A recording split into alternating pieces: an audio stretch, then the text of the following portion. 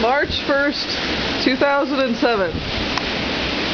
Thankfully, we have global warming, otherwise we would have snow in March. That's the church.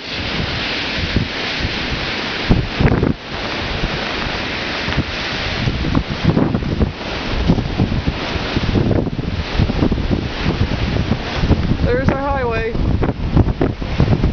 The church sign is somewhere over there.